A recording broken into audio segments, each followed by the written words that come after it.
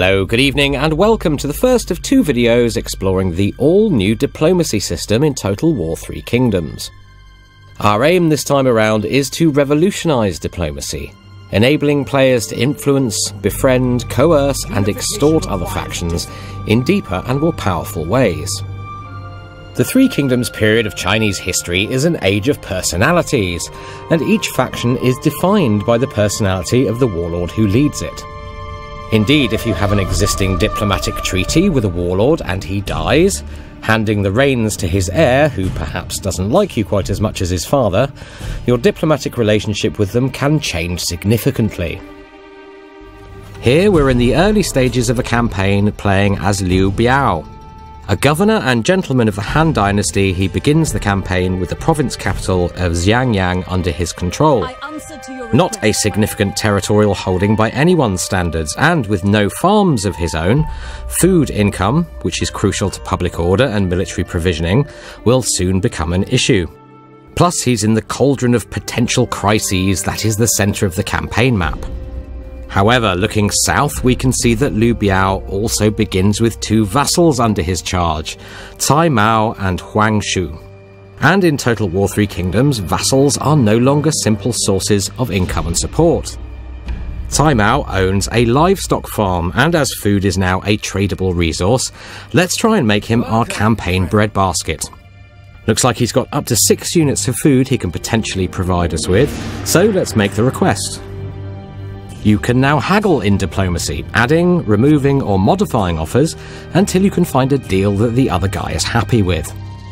Asking Cai Mao for 6 food produces a negative figure here, indicating his unwillingness with the deal on the table, so we have to find something that he values enough in return to sweeten the deal.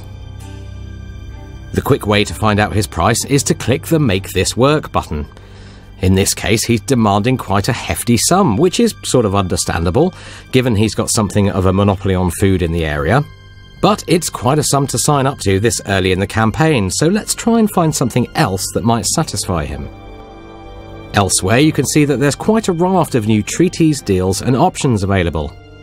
Anything that's impossible to offer or demand in the current negotiation is greyed out, and certain options won't become available until your faction rank advances. Under diplomatic treaties, we have several offers available. Let's be the good guy and offer Cai Mao a guarantee of autonomy. Now, this is a promise that we'll never annex his faction into our own, but this is not something to take lightly. If we were to later break that promise, it would be viewed as an act of treachery and would negatively affect our reputation with all factions. As we can see, it's something he quite likes, but 6 food still outweighs it in his own mind. So let's drop the asking price to 5, and yes, he's willing to agree to that. We propose the deal, and the food will be ours next turn. This method of haggling can be used in all your negotiations as you massage the deal to find something that works for both of you. As you can see, there's a lot of new tools to play with. Let's take a quick look at a couple more. If you're short on cash, you can request it from another faction, and perhaps offer to pay it back each turn in installments to make the loan more palatable. If you've gained a reputation for treachery, of course, characters will be less inclined to trust you in such matters. However, a loan can really make the difference when you need a quick cash injection. You can also offer to support the independence of another vassal state as it attempts to shake off the yoke of its parent faction. This is basically an offer to support them if they go to war with their owners. It's a great way of weakening a powerful faction by appealing to the underdog to rise up.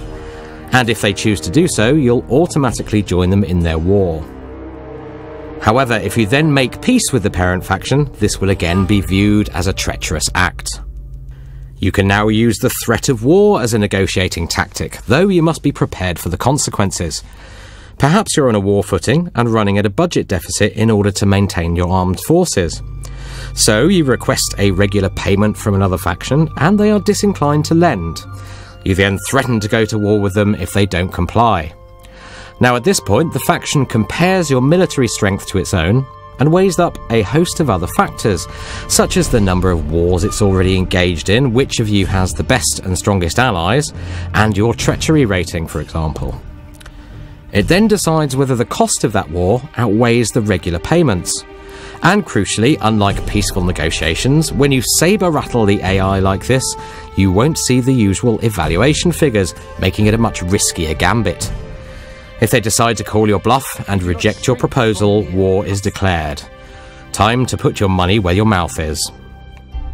Certain core diplomacy functions can also be approached using the new Quick Deal menu, and this is a nice quality of life improvement. If we select non-aggression pacts, for example, we can see all the known factions who are capable of entering into such an agreement with us, colour-coded by who definitely will, who might, and who definitely won't.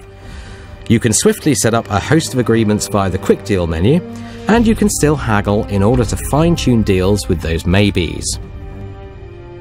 Okay, we'll leave Liu Biao to carve out his fledgling empire for now, but in short, diplomacy in Total War has changed enormously. With so many more levers to pull, chips to barter, and with a superfine level of control, a dedicated diplomat can engineer situations which were simply not possible before.